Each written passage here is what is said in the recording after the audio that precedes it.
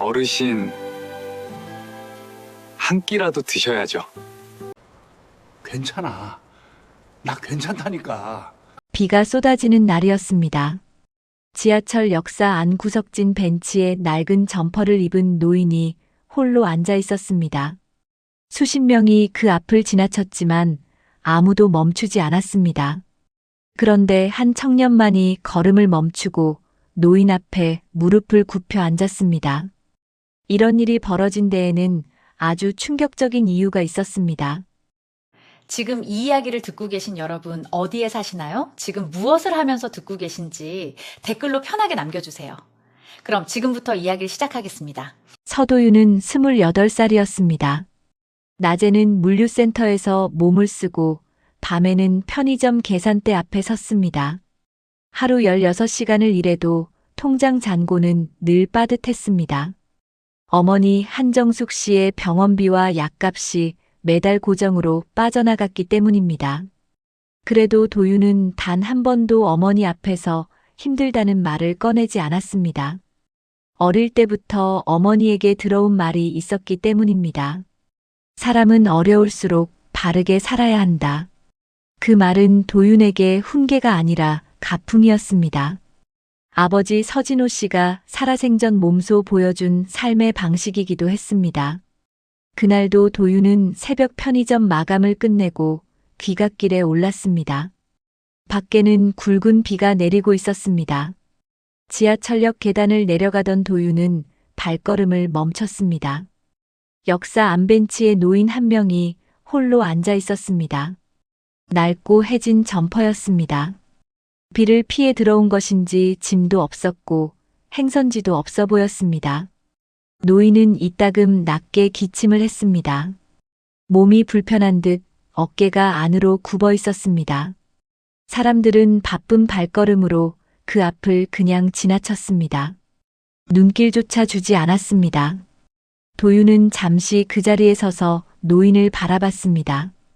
오늘 번 일당에서 내일 아침 식비로 남겨둔 돈이 주머니 안에 있었습니다. 도윤은 그것을 꺼내 들고 편의점으로 향했습니다. 따뜻한 도시락 하나와 따뜻한 음료 하나를 골랐습니다.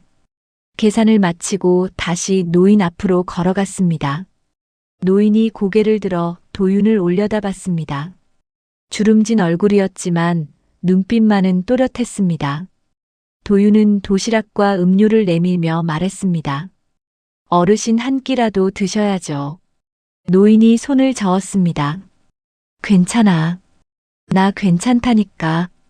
도윤은 물러서지 않았습니다. 노인 옆자리에 조용히 앉아 도시락을 무릎 위에 올려드렸습니다. 비도 오고 추운데 이러고 계시면 안 됩니다. 드시고 몸 좀 녹이세요. 노인은 한동안 도윤을 바라보다가 천천히 도시락을 받아들었습니다. 첫 숟가락을 뜨는 노인의 손이 미세하게 떨렸습니다.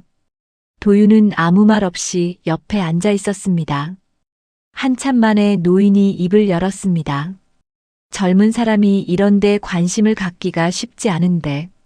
도윤은 쑥스러운 듯 고개를 저었습니다. 그냥 지나치기가 더 어려웠습니다. 노인이 도윤을 바라봤습니다. 어디 사나? 여기서 두 정거장이요. 일은 뭘 하고? 물류센터랑 편의점 같이 하고 있습니다.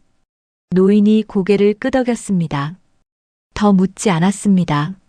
하지만 그 짧은 대화 안에서 노인의 눈빛이 달라졌습니다. 무언가를 오래 들여다보는 눈이었습니다. 도시락을 다 비운 노인이 음료를 손에 쥐며 말했습니다. 고맙네. 별 말씀을요. 몸 조심하세요, 어르신. 도윤은 자리에서 일어나 가볍게 고개를 숙이고 돌아섰습니다. 개찰구를 향해 걸어가는 도윤의 뒷모습을 노인은 오래 바라봤습니다. 사람들 사이로 그 뒷모습이 사라지고 난 뒤에도 노인은 자리에서 일어나지 않았습니다. 손안에 쥔 따뜻한 음료가 천천히 식어가고 있었습니다. 집에 돌아온 도윤은 방문을 조용히 열었습니다. 어머니는 이미 잠들어 있었습니다. 침대 옆 협탁에는 약봉지가 반쯤 남아 있었고 물컵 하나가 기울어진 채 놓여 있었습니다. 도윤은 컵을 바로 세우고 이불 자락을 살짝 끌어올렸습니다. 어머니의 얼굴에는 세월이 켜켜이 쌓여 있었습니다. 도윤은 그 얼굴을 잠시 바라보다가 불을 껐습니다. 방으로 돌아와 침대에 누웠지만 잠이 오지 않았습니다. 오늘 만난 그 노인의 눈빛이 자꾸만 떠올랐습니다. 뭔가를 꿰뚫어 보는 것 같은 눈이었습니다. 도윤은 그게 무슨 의미인지 알 수 없었습니다. 그저 오늘 하루도 지나갔다고 생각했습니다. 하지만 그날 밤 이후 도윤의 삶은 조용히 다른 방향으로 흘러가기 시작했습니다. 며칠이 지났습니다. 도윤은 그날 밤 일을 까맣게 잊고 다시 일상으로 돌아갔습니다. 물류센터에서 짐을 나르고 편의점에서 밤을 버티는 것이 그의 하루였습니다. 그 사이 어머니의 다음 달 치료비 납부일이 다가오고 있었습니다. 도윤은 구청 민원센터를 찾았습니다. 저소득 가구 의료비 지원 제도가 새로 바뀌었다는 말을 들었고 신청 방법을 알아보기 위해서였습니다. 창구 앞에 줄을 서다가 도윤은 자연스럽게 옆을 돌아봤습니다. 70대로 보이는 노부부가 서류 뭉치를 앞에 두고 쩔쩔매고 있었습니다. 할머니는 안경을 썼다 벗었다를 반복했고 할아버지는 고개를 절레절레 저었습니다. 담당 직원은 다음 분이라는 말만 반복할 뿐이었습니다. 도윤은 잠시 망설였습니다. 자신의 순서를 놓칠 수도 있었습니다. 하지만 발이 먼저 움직였습니다. 제가 도와드려도 될까요? 할머니가 놀란 눈으로 도윤을 올려다봤습니다. 여기 아무것도 모르겠어. 이걸 어디다 내야 하는지도 모르겠고. 도윤은 서류들을 차분하게 펼쳐봤습니다. 기초연금 수급자 확인서와 건강보험료 납부 확인서 그리고 임대차 계약서가 뒤섞여 있었습니다. 신청 항목이 3가지였는데 창구도 제각각이었습니다. 게다가 임대차 계약서에는 집주인 서명란이 비어 있었습니다. 이 상태로는 어디에 제출해도 반려될 서류였습니다. 도윤은 어머니의 병원비 서류를 수년째 직접 처리해 왔습니다. 행정 절차가 어떻게 돌아가는지 누구보다 잘 알고 있었습니다. 어느 창구에 어떤 서류를 내야 하는지도 알았고 어떤 서류가 빠졌을 때 어떻게 보완하는지도 알았습니다. 도윤은 할아버지에게 조용히 설명했습니다. 임대차 계약서는 오늘 제출 안 하셔도 됩니다. 주거급여 신청만 따로 먼저 하시고 나머지 2가지는 3번 창구에서 처리하시면 됩니다. 할아버지가 고개를 갸웃했습니다. 그래도 되는 거요? 네. 주거급여는 접수일 기준이라서 오늘 먼저 넣어두시는 게 낫습니다. 계약서는 추후 보완 제출로 처리되거든요. 도윤은 직접 번호표를 뽑아드리고 창구 앞까지 안내했습니다. 서류 순서를 맞춰 한 장씩 정리해서 클립으로 묶어드렸습니다. 할머니가 도윤의 손을 꼭 잡았습니다. 이런 고마운 사람이 다 있나? 아들 같네 아들 같아. 도윤은 웃음으로 대답했습니다. 그 장면을 보는 사람이 있었습니다. 민원센터 대기 의자 끝에 앉아있던 남자였습니다. 수수한 차림에 조용한 눈빛이었습니다. 도윤은 처음에 알아보지 못했습니다. 하지만 그 남자가 자리에서 일어나 다가오는 순간 도윤의 눈이 커졌습니다. 비 오던 날 밤 역사 벤치에서 도시락을 받아들던 바로 그 노인이었습니다. 또 만나는군요. 남자가 낮게 말했습니다. 도윤은 어색하게 고개를 숙였습니다. 아, 안녕하세요. 여기는 어쩐 일로? 남자는 대답 대신 방금 전 장면을 시선으로 가리키며 말했습니다. 저 어르신들과는 어떤 관계입니까? 모르는 분들입니다. 서류가 꼬여 있어서 도와드렸습니다. 남자가 잠시 도윤을 바라봤습니다. 아무 말도 하지 않았지만 무언가를 결심하는 눈빛이었습니다. 잠깐 시간 있습니까? 2 사람은 민원센터 건물 밖 벤치에 나란히 앉았습니다. 남자는 이름을 밝히지 않은 채 말을 꺼냈습니다. 지금 직업이 어떻게 됩니까? 물류센터 일용직이랑 편의점 알바 병행하고 있습니다. 학력은요? 고졸입니다. 도윤은 주눅 들지 않고 또렷하게 대답했습니다. 남자는 고개를 끄덕였습니다. 한 가지만 물어봐도 되겠습니까? 네. 왜 저 어르신들을 도왔습니까? 본인 일도 있었을 텐데. 도윤은 잠시 생각하다가 입을 열었습니다. 저도 어머니 서류 처리할 때 모르는 게 많아서 많이 헤맸거든요. 그래서요? 그때 도와주는 사람이 한 명만 있었어도 얼마나 좋았을까 싶었습니다. 남자의 시선이 잠시 먼 곳으로 향했습니다. 그러다 도윤을 다시 돌아보며 천천히 말을 이었습니다. 제가 아는 회사 하나가 특별 채용 전형을 열 예정입니다. 저한테요? 학력이나 스펙은 보지 않습니다. 사람을 봅니다. 도윤은 당황한 기색을 감추지 못했습니다. 저는 물류 쪽 일은 현장 경험밖에 없는데요. 현장을 아는 사람이 필요한 자리도 있습니다. 남자는 명함 한 장을 내밀었습니다. 회사 이름도 없이 전화번호 하나만 적혀 있었습니다. 이쪽으로 연락하면 됩니다. 지원할 의사가 있으면. 남자는 그 말을 끝으로 자리에서 일어났습니다. 도윤은 명함을 손에 쥔 채 그의 뒷모습을 바라봤습니다. 갑작스러운 일이었습니다. 의심이 들기도 했습니다. 하지만 그 남자의 눈빛 속에는 속임수가 없었습니다. 그날 저녁 도윤은 밥상 앞에서 어머니에게 낮에 있었던 일을 꺼냈습니다. 한정숙 씨는 숟가락을 내려놓고 조용히 들었습니다. 회사 이름도 모르고 그 사람 이름도 모른다고? 네. 명함에 전화번호만 있었어요. 한정숙 씨가 한참 뜸을 들이다가 말했습니다.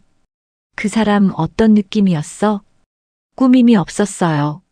뭔가 대단한 사람 같은데 티를 안 내는 사람 같았어요.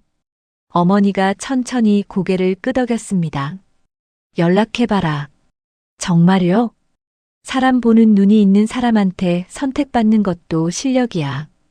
도윤은 그 말을 오래 마음에 담았습니다. 사흘 뒤 도윤은 명함에 적힌 번호로 전화를 걸었습니다. 전화를 받은 것은 그 남자가 아니었습니다. 젊은 여자 목소리였고 절차를 안내해줬습니다.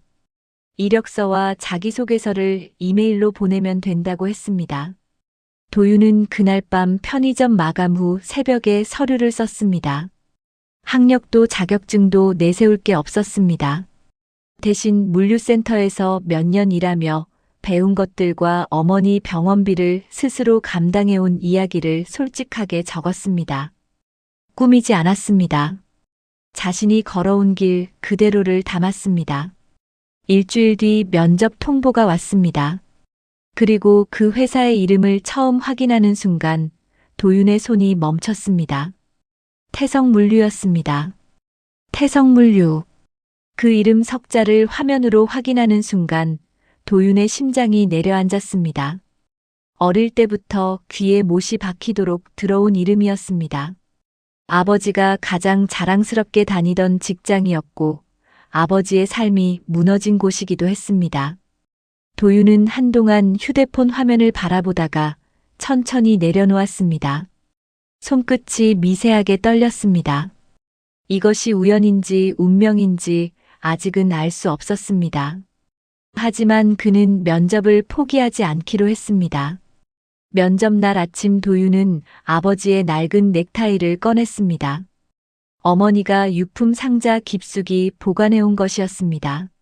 한 번도 버리지 못한 넥타이였습니다. 도윤은 거울 앞에 서서 넥타이를 매며 잠시 눈을 감았습니다. 아무 말도 하지 않았지만 그 행동 안에 모든 말이 담겨 있었습니다. 면접은 예상보다 길었습니다. 실무 경험과 현장 상황 판단력을 묻는 질문들이 이어졌습니다. 도윤은 자신이 직접 겪은 일들을 있는 그대로 말했습니다. 물류센터에서 야간 적재 오류를 발견하고 상사에게 보고하기 전 스스로 수정한 일도 말했습니다. 매뉴얼에 없던 방법이었지만 피해를 막기 위한 판단이었다고 설명했습니다. 면접관들은 서로 눈빛을 교환했습니다. 며칠 뒤 합격 통보가 왔습니다. 도윤은 전화를 끊고 한참 동안 아무 말도 하지 못했습니다. 입사 첫날 도윤은 사옥 정문 앞에 서서 잠시 발걸음을 멈췄습니다. 건물 외벽에 큼직하게 새겨진 태성물류 로고를 바라봤습니다. 아버지가 이 문을 얼마나 많은 날 드나들었을지 생각했습니다. 그리고 얼마나 억울하게 이 문을 나왔을지도 생각했습니다. 도윤은 조용히 숨을 들이켜고 안으로 들어갔습니다. 첫 주는 교육 일정으로 채워졌습니다. 회사 내부 시스템과 업무 흐름을 익히는 과정이었습니다. 교육을 총괄하는 사람은 운영본부장 최재혁이었습니다. 50대 중반의 단단한 체격에 말끔한 정장 차림이었습니다. 회사 안에서의 위세가 상당하다는 건 분위기만으로도 느껴졌습니다. 최재혁은 신입교육에 직접 나서는 일이 드물다고 했습니다. 그런데 이번에는 직접 강단에 섰습니다. 도윤은 그를 처음 봤을 때 별다른 감정이 없었습니다. 그저 직급이 높은 임원이라고만 생각했습니다. 그런데 사흘째 되던 날이었습니다. 교육 중간 휴식 시간에 도윤은 복도에서 동료 직원과 짧은 대화를 나눴습니다. 그 직원이 무심코 최재혁 본부장의 이름과 함께 오래된 이야기를 꺼냈습니다. 최 본부장님이 옛날에 현장 관리 파트에 계셨대요. 15년도 더 된 얘기지만 도윤의 귀가 멈췄습니다. 15년 전 태성물류 현장 관리 파트라는 말이 머릿속을 파고들었습니다. 아버지 서진호 씨가 억울하게 누명을 쓴 사고가 바로 그 시절에 일어났습니다. 도윤은 아무렇지 않은 표정을 유지하려 애썼습니다. 하지만 심장은 이미 빠르게 뛰고 있었습니다. 그날 저녁 도윤은 어머니에게 전화를 걸었습니다. 교육본부장 이름이 최재혁이라고 말했습니다. 전화 너머로 긴 침묵이 흘렀습니다. 한정숙 씨는 아무 말도 하지 않았습니다. 하지만 그 침묵 속에 모든 것이 담겨 있었습니다. 엄마, 그 사람 아빠랑 같이 일했던 사람이야? 한정숙 씨가 천천히 숨을 내쉬었습니다. 도윤아. 응. 거기서 함부로 움직이지 마라. 그 말이 답이었습니다. 도윤은 전화를 끊고 천장을 바라봤습니다. 어머니의 목소리는 차분했지만 그 안에 오랫동안 눌러온 무언가가 있다는 걸 도윤은 느꼈습니다. 다음 날 도윤은 교육장에서 최재혁을 다시 마주했습니다. 최재혁은 신입사원들에게 회사의 원칙과 책임감에 대해 말했습니다. 유창하고 설득력 있는 말이었습니다. 이 회사에서 가장 중요한 건 책임입니다. 실수는 누구나 합니다. 하지만 그 실수를 어떻게 감당하느냐가 사람의 뎁대비를 가릅니다. 도윤은 그 말을 들으며 표정 하나 바꾸지 않았습니다. 하지만 속으로는 다른 말이 울리고 있었습니다. 아버지가 감당해야 했던 실수는 아버지의 것이 아니었습니다. 누군가 대신 떠넘긴 것이었습니다. 그 누군가가 지금 단상 위에 서서 책임을 말하고 있었습니다. 도윤은 시선을 내리깔며 입술을 꾹 다물었습니다. 아직은 때가 아니었습니다. 그는 그렇게 다짐했습니다. 지금은 보고 듣고 버티는 것이 먼저였습니다. 그리고 반드시 때가 올 것이라고 믿었습니다. 교육 과정이 끝나고 도윤은 운영지원팀에 배치됐습니다. 협력업체 거래 내역을 정리하고 월별 정산 자료를 검토하는 업무였습니다. 화려한 자리는 아니었습니다.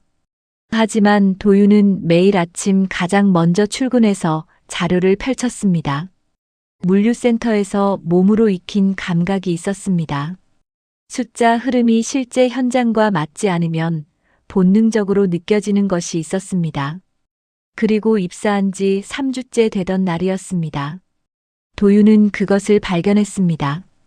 협력업체 정산 자료 중 한 업체 항목이 눈에 걸렸습니다. DM로지스라는 이름의 업체였습니다. 매달 비슷한 금액이 정기적으로 빠져나가고 있었는데 실제 용역 내역이 불분명했습니다. 처음에는 단순한 입력 오류라고 생각했습니다. 하지만 석 달치 자료를 연달아 펼쳐보자 패턴이 보였습니다. 금액이 일정하게 반복됐고 거래 명목은 매번 조금씩 다르게 기재돼 있었습니다. 컨설팅 비용이었다가 운송 지원비가 됐다가 시설 점검 수수료가 됐습니다. 그런데 실제 현장에서는 어떤 용역도 확인되지 않았습니다. 도윤은 자료를 덮지 않았습니다. 더 오래된 자료를 요청해서 파고들었습니다. 자료를 거슬러 올라갈수록 금액은 더 커졌습니다. DM로지스로 나간 금액만 수억 원에 달했습니다. 도윤은 밤늦게까지 혼자 사무실에 남아 숫자들을 추적했습니다.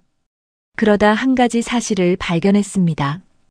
DM로지스의 거래 승인 결제란에는 항상 같은 이름이 찍혀 있었습니다. 최재혁이었습니다. 도윤은 그 이름을 화면에서 마주하는 순간 손가락이 멈췄습니다. 우연이 아니었습니다. 체계적으로 설계된 구조였습니다. 도윤은 섣불리 움직이지 않았습니다. 어머니의 말이 머릿속에 맴돌았습니다. 함부로 움직이지 마라. 그는 먼저 DM로지스라는 업체를 직접 알아봤습니다. 사업자 등록 정보를 조회하자 법인 설립일이 불과 6년 전이었습니다. 대표자 이름은 낯선 사람이었지만 주소지가 이상했습니다. 도윤이 직접 찾아간 주소에는 작은 세탁소 하나만 있었습니다. 실체가 없는 유령 업체였습니다. 도윤은 발걸음을 돌리며 숨을 고르게 내쉬었습니다. 이제 단순한 의심이 아니었습니다. 그 무렵 도윤의 머릿속에 오래된 기억 하나가 떠올랐습니다. 어린 시절 어머니가 조심스럽게 꺼냈다가 멈췄던 말이 있었습니다. 아버지가 뒤집어 쓴 그 사고는 처음부터 아버지 탓이 아니었다는 말이었습니다. 누군가의 실수를 감추기 위해 가장 가까이 있던 사람이 희생됐다는 말이었습니다. 어머니는 그 이상은 말하지 않았습니다. 도윤도 그 이상은 묻지 않았습니다. 하지만 지금 그 기억이 이 숫자들과 겹쳐지기 시작했습니다. 도윤은 결심했습니다. 과거의 사고를 직접 확인해야 했습니다. 수소문 끝에 도윤은 박성호 씨를 찾아냈습니다. 태성물류 전 물류센터장으로 15년 전 사고 당시 현장에 있었던 인물이었습니다. 퇴직 후 경기도 외곽의 작은 마을에서 조용히 지내고 있었습니다. 도윤은 무작정 찾아갔습니다. 박성호 씨는 처음에 문을 잘 열어주지 않았습니다. 서진호 씨 아들이라는 말을 듣고 나서야 문틈 사이로 얼굴을 내밀었습니다. 그의 눈빛에는 오래된 죄책감 같은 것이 서려 있었습니다. 박성호 씨는 한참을 망설이다가 입을 열었습니다. 그 사고는 서진호 씨 잘못이 아니었어. 도윤은 아무 말 없이 듣기만 했습니다. 당시 운송관리 매뉴얼을 무단으로 바꾼 사람이 있었어. 현장에 맞지 않는 지침을 위해서 밀어붙인 거야.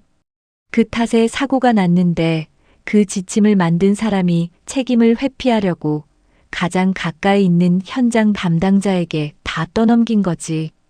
그 지침을 만든 사람이 누굽니까? 박성호 씨가 긴 침묵 끝에 이름을 댔습니다. 최재혁이었습니다. 도윤은 눈을 감았습니다. 그리고 천천히 다시 떴습니다. 흔들리지 않으려고 했지만 눈가가 뜨거워졌습니다. 왜 그때 말씀을 안 하셨습니까? 박성호 씨가 천천히 고개를 숙였습니다. 그 사람이 이미 회사 안에서 힘이 있었어. 나도 가족이 있었고 겁이 났지. 지금은 말씀해 주실 수 있습니까? 박성호 씨가 한참 도윤을 바라봤습니다. 그 눈빛 안에서 오래된 무게가 움직이는 것이 느껴졌습니다. 서진호 씨한테 미안한 마음이 없었던 날이 없었어. 박성호 씨는 안으로 들어가더니 봉투 하나를 가지고 나왔습니다. 당시 최재혁이 현장 지침을 변경한 내부 문서였습니다. 그것을 15년째 간직해온 것이었습니다. 혹시 언젠가 필요한 날이 올 것 같았어. 그래서 버리지 못했어. 도윤은 두 손으로 봉투를 받아들었습니다. 손이 떨렸습니다. 이것이 아버지의 억울함을 풀어줄 열쇠였습니다. 그리고 최재혁이 오늘날까지 회사 안에서 저지른 횡령의 고리를 끊어낼 단서이기도 했습니다. 도윤은 박성호 씨에게 깊이 고개를 숙였습니다. 말 대신 그 인사 안에 모든 감사를 담았습니다. 돌아오는 버스 안에서 도윤은 창밖을 바라봤습니다. 아버지가 그 짐을 얼마나 무겁게 지고 살았을지 생각했습니다. 억울하다는 말 한마디 제대로 못하고 떠난 사람이었습니다. 도윤은 봉투를 가슴께에 꼭 안았습니다. 이제 마지막 한 걸음이 남아 있었습니다. 도윤은 다음 날 아침 일찍 출근했습니다. 가방 안에는 박성호 씨에게 받은 봉투와 직접 정리한 횡령 자료가 함께 들어 있었습니다. 손에 땀이 배었습니다. 엘리베이터 안에서 거울을 봤습니다. 아버지 넥타이를 다시 메고 나온 날이었습니다. 감사팀을 찾아간 것은 오전 10시였습니다. 감사팀 대리 오수진 씨가 도윤을 맞이했습니다. 30 초반의 단정한 인상이었고 눈빛이 또렷했습니다. 도윤은 자리에 앉아 준비한 자료를 꺼냈습니다. DM로지스로 빠져나간 수년치 거래 내역과 결제 라인 자료였습니다. 그리고 봉투 안의 문서도 함께 올려놓았습니다. 이건 15년 전 사고 당시 현장 지침 변경 문서입니다. 해당 지침을 무단으로 변경한 인물이 지금의 횡령 거래를 승인한 인물과 동일합니다. 오수진 씨가 자료를 천천히 넘겼습니다. 페이지를 넘길수록 표정이 굳어졌습니다. 이 자료 어디서 구하셨습니까? 당시 현장에 있었던 분이 직접 보관하고 계셨습니다. 오수진 씨가 도윤을 바라봤습니다. 이 사안 혼자 추적하신 겁니까? 네. 잠시 침묵이 흘렀습니다. 입사한 지 얼마 됐죠? 한 달 조금 넘었습니다. 오수진 씨는 더 묻지 않았습니다. 자료를 한데 모아 단단히 정리하며 말했습니다. 접수하겠습니다. 조사는 빠르게 진행됐습니다. 감사팀이 DM로지스 관련 전체 거래 내역을 동결하고 외부 회계법인에 의뢰했습니다. 일주일이 채 지나지 않아 횡령 금액의 윤곽이 드러났습니다. 수년에 걸쳐 빠져나간 금액이 수십억 원에 달했습니다. DM로지스는 최재혁이 실질적으로 운영하는 페이퍼 컴퍼니였습니다. 법인 명의만 다른 사람이었을 뿐 실소유와 수익은 모두 최재혁에게 귀속돼 있었습니다. 15년 전 지침 변경 문서는 과거 사고 책임 소재를 규명하는 데도 결정적인 증거가 됐습니다. 사고의 직접적인 원인이 최재혁의 무단 지침 변경이었음이 내부 조사 결과로 확인됐습니다. 그리고 그 책임을 현장 담당자였던 서진호 씨에게 전가했다는 정황도 함께 드러났습니다. 최재혁은 이사회 긴급 소집 당일 회사에 출근하지 않았습니다. 변호사를 통해 사직 의사를 전달했지만 이미 늦었습니다. 수사기관의 자료가 넘어갔고 그는 곧 횡령 혐의로 법적 절차를 밟게 됐습니다. 20년 가까이 회사 안에서 쌓아올린 지위가 하루아침에 무너졌습니다. 그가 단상에서 책임을 말하던 목소리가 도윤의 귓가에 잠시 스쳐 지나갔습니다. 실수를 어떻게 감당하느냐가 사람의 뎁대비를 가른다고 했습니다. 그 말이 이제 다른 무게로 되돌아갔습니다. 한 달 뒤 도윤은 인사팀으로부터 호출을 받았습니다.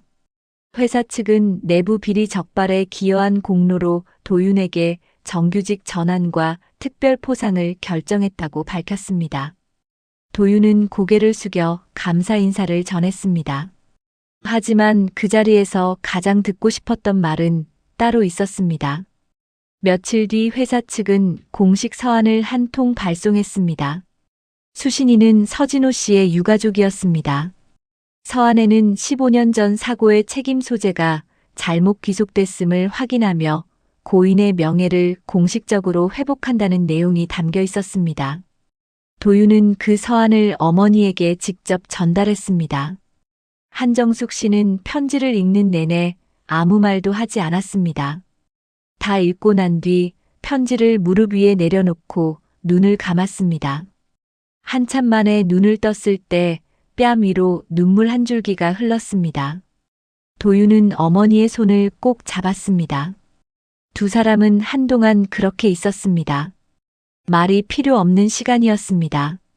그로부터 얼마 뒤 도윤은 뜻밖의 자리에 불려갔습니다. 회장실이었습니다. 문을 열고 들어서는 순간 도윤은 발걸음을 멈췄습니다. 창가에 서 있는 남자의 뒷모습이 낯익었습니다. 남자가 천천히 돌아섰습니다. 비 오던 날 밤 역사 벤치에서 도시락을 받아들던 바로 그 노인이었습니다. 이성우였습니다.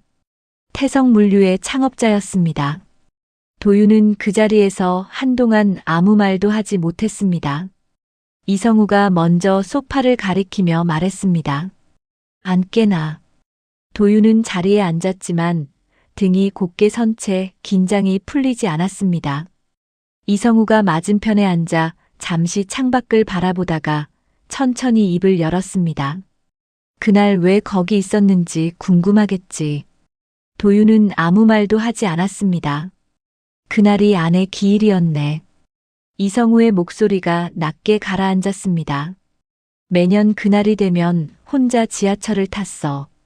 아내가 살아있을 때 둘이 자주 타던 노선이거든. 도윤은 조용히 듣기만 했습니다. 그날도 그렇게 앉아 있었는데 비가 오더군. 몸도 좀 안 좋았고 그냥 역사 안에서 쉬고 있었지. 이성우가 잠시 말을 멈췄습니다. 그때 자네가 왔어. 도윤의 가슴이 조용히 내려앉았습니다. 아무것도 바라지 않는 눈으로 도시락을 내밀더군. 그 눈빛이 오래 남았어. 이성우가 도윤을 바라봤습니다. 아내가 늘 하던 말이 있었는데. 어떤 말이요? 사람은 슬플 때 옆에 앉아주는 사람이 제일 고맙다고. 도윤은 아무 말도 하지 못했습니다. 눈이 뜨거워졌습니다. 한참 만에 이성우가 다시 입을 열었습니다. 서진호 씨를 기억합니다. 유능한 사람이었습니다. 도윤의 눈이 흔들렸습니다. 그때 내가 더 꼼꼼히 살폈어야 했는데 미안하게 됐습니다. 도윤은 입술을 꾹 다물었다가 천천히 고개를 저었습니다.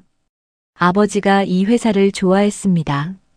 그 마음만으로 충분합니다. 이성우가 조용히 고개를 끄덕였습니다. 잠시 침묵이 흘렀습니다. 창밖으로 햇살이 비스듬히 들어오고 있었습니다. 도윤이 먼저 입을 열었습니다. 회장님이셨군요. 이성우가 작게 웃었습니다. 놀랐나? 네. 솔직히 많이 놀랐습니다. 그래도 연락은 했더군. 명함에 번호만 있었지만 눈빛이 진짜였습니다. 이성우가 눈을 가늘게 뜨며 도윤을 바라봤습니다. 사람 눈빛을 보고 판단했다는 말인가? 어머니한테 배웠습니다. 꾸미는 사람과 진심인 사람은 눈이 다르다고요. 이성우가 잠시 말이 없었습니다. 그러다 낮은 목소리로 물었습니다. 태성물류가 아버지 회사였다는 걸 알고도 지원했나? 알았습니다. 두렵지 않았나? 도윤은 잠깐 생각하다가 대답했습니다. 두려웠습니다. 하지만 피하는 것도 제 선택이고 들어가는 것도 제 선택이었습니다. 그래서 들어왔고, 그래서 들어왔습니다. 이성우가 천천히 고개를 끄덕였습니다. 그 끄덕임 안에 많은 것이 담겨 있었습니다. 도윤은 자리에서 일어나기 전에 한마디를 더 꺼냈습니다. 회장님, 말하게. 저한테 기회를 주셔서 감사합니다. 이성우가 고개를 저었습니다. 기회는 내가 준 게 아닐세. 자네가 먼저 보여줬으니까 내가 따라간 거지. 도윤은 그 말의 의미를 가슴 안에 천천히 새겼습니다. 그래도 감사합니다. 이 자리가 없었다면 아버지 일도 끝까지 못했을 겁니다. 이성우가 잠시 도윤을 바라보다가 말했습니다. 자네 아버지도 꼭 이런 말을 했을 것 같군. 어떤 말이요? 감사하다고. 먼저. 도윤은 더 이상 말을 잇지 못했습니다. 눈이 뜨거워졌지만 참았습니다. 고개를 깊이 숙이는 것으로 대신했습니다. 이성우도 조용히 눈을 내리깔았습니다. 두 사람 사이에 오래된 무언가가 비로소 정리되는 것 같았습니다. 그날 저녁 도윤은 혼자 아버지 사진 앞에 앉았습니다. 아버지는 사진 속에서도 웃고 있었습니다. 태성물류 작업복을 입은 채 환하게 웃는 모습이었습니다. 도윤은 그 사진을 한참 바라보다가 조용히 입을 열었습니다. 이제야 약속을 지켰습니다. 그것이 전부였습니다. 더 많은 말은 필요하지 않았습니다. 여러분께 여쭤보고 싶습니다. 살면서 억울한 일을 당한 적이 있으셨나요? 아니면 오래 기다린 끝에 뒤늦게나마 풀린 일이 있으셨나요? 그 이야기를 댓글로 남겨주세요. 여러분의 한마디가 누군가에게 위로가 됩니다. 오늘 사연 어떠셨나요? 사연이 마음에 드셨다면 좋아요와 구독 눌러주세요. 여러분의 공감은 큰 힘이 됩니다. 모두의 가정에 행운이 깃들기를 바라겠습니다.